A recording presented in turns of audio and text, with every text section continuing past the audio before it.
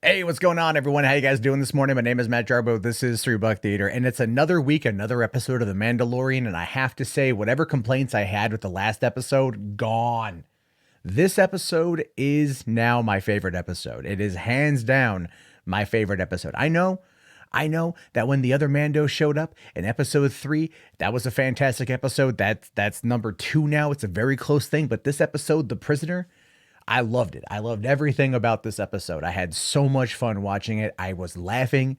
I was like very much into what was going on. I called a lot of the stuff that was going to be happening, but I still really, really, really loved everything that went into this episode, especially the end, because there were some cameos that, unless you are been really following the production of the show, you're not going to get. So here's what basically went down in this episode, right? So spoilers ahead. So just so we're clear, at this point, you have to kind of know it's already spoilers anyway, right? So Mando takes a job from an old friend of his who wants to go and break somebody out of a New Republic maximum security shuttle. And they get a whole team of people. We've been watching Bill Burr be teased for a long time. Bill Burr's Mayfeld finally shows up, and he does not disappoint. I was really wondering how they were going to do it, considering that Bill Burr is very much anti-Star Wars. He doesn't like Star Wars, but I really wanted to see what he was going to bring to the character. And I'm a huge Bill Burr fan, so I was just like, every time he was on screen, I was happier than a pig in poo. I was very happy, very excited. What I loved was that he was a former former Empire sharpshooter, right? And there's a great line there where Mando says, "Yeah, I bet." Or let's see, you don't really. I forget exactly what he says, but he's basically just kind of like called it BS that he's a good shot. And he goes, "I wasn't a stormtrooper, wise ass." It's like, yes, because they can't hit the side of a barn, man. It's great.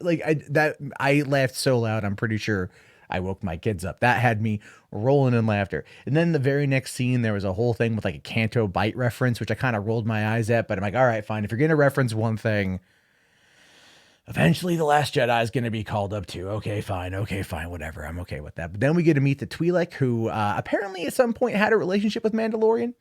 They kind of implied that the two had a pretty brown chicken brown cow relationship, and that he never took his helmet off, which would have made a very awkward intimate experience. But they kind of alluded to that. But there was a job that went wrong and a job that went bad, and that just kind of had a big falling out between them. She is a psychopath who can throw a bunch of knives. But then came Clancy Brown. The fact that Clancy Brown showed up in the episode as the Hulk of the group was just like sublime, in my opinion.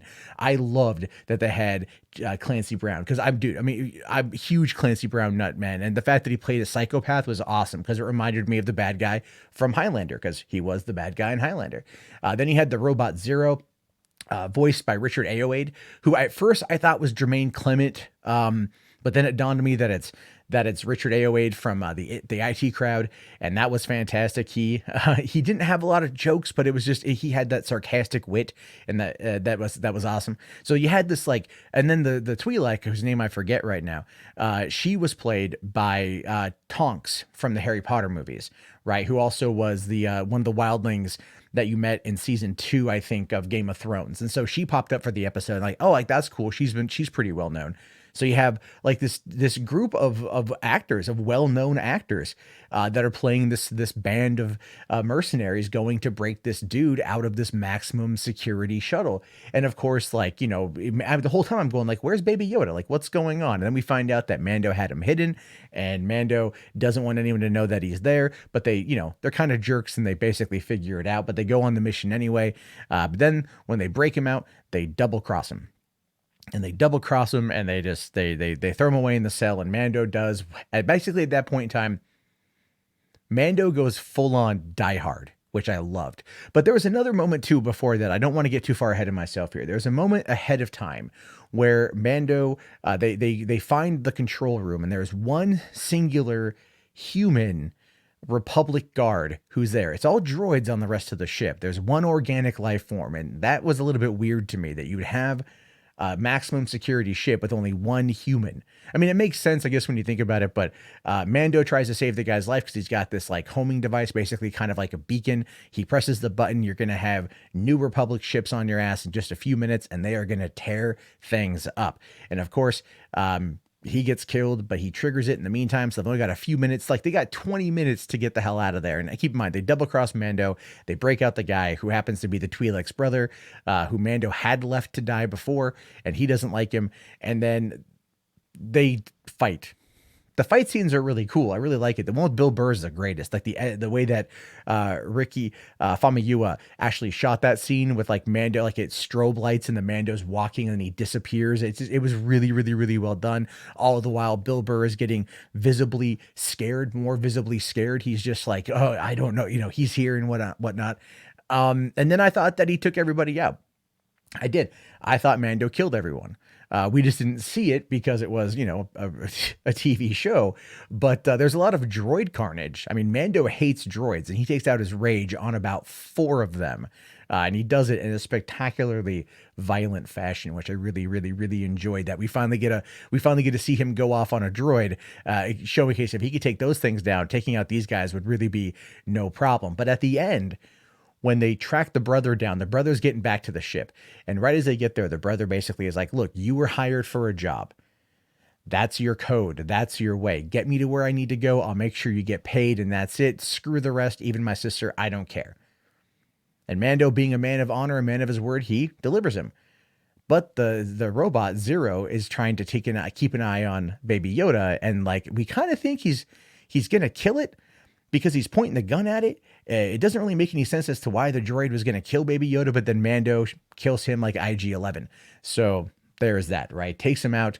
They deliver the Twi'lek back to the buddy. He gets the money, and then of course he takes off, and then his buddy's going to kill him because the whole point of it was to break the guy out and leave Mando to take the fall. And Mando knows this, and so they're afraid of retribution, obviously, and they want to complete the job. But what the brother doesn't know is that Mando slipped a homing device on him, and here come 3 X-Wings. Now, this is where it gets crazy. This is where it gets cool as hell. The 3 X-Wing pilots are Dave Filoni, Ricky Famuyiwa, and Deborah Chow. They got the directors of the season outside of Bryce Dallas Howard to be cameos as X-Wing pilots who basically take out the ship and kill everyone on board, basically allowing Mando to get his revenge, which we all kind of saw coming. Again, the show is just so locked, so full of tropes, it doesn't even really matter. But man, like the music starts to swell. You're hearing like you're hearing the theme song. I loved it. I was like going like this as I'm watching the episode. I'm having a ball. I love this show. I absolutely positively love this show. It's my favorite thing to watch every week. We got 2 episodes left. The next episode is on Wednesday. I think that's going to tie directly into The Rise of Skywalker, in which case I'm going to see The Rise of Skywalker in Los Angeles on Tuesday. And I'm currently seeking to raise some funds for that. If you guys want to help out, PayPal link is in the video description. The flight is insanely overpriced, but I'll be able to then on Tuesday night, on the 17th, be able to then figure out how exactly they go together, and we can have that conversation once the spoiler embargo lifts. But look, the thing is, the episode is fantastic, right? This is what we were missing. This is setting things up, because at the end, we find out that Mando didn't want to do the job, but Baby Yoda basically talked him into it. That's kind of what we get. So there's some communication between the two of them there. And I don't know if it's like telepathic or anything else like that. But what I love is he gets Baby Yoda, puts him back in a newly kind of crafted car seat, and hands him the little knob to the shifter, which was just a nice little callback, because you can see there's a massive bond there that I loved. And then also we find out that the 3 other bounty hunters are not dead. They are still alive, but they are locked on the ship, which means they will be coming back. And I'm like, look, you can't have Bill Burr and Clancy Brown in just one episode. You can't do it. It doesn't work. You can't do it. It's because there was a Canto Bite reference, so I'm going to throw out this Canto Bite thing. Look, you can't do it. At the end of the day, it was just such a fun episode to watch, because this is why I think a lot of us are watching The Mandalorian. We want these kind of adventures, like more of these, please. I know that, again, my biggest complaint on the series thus far has very much been the whole idea of a central story.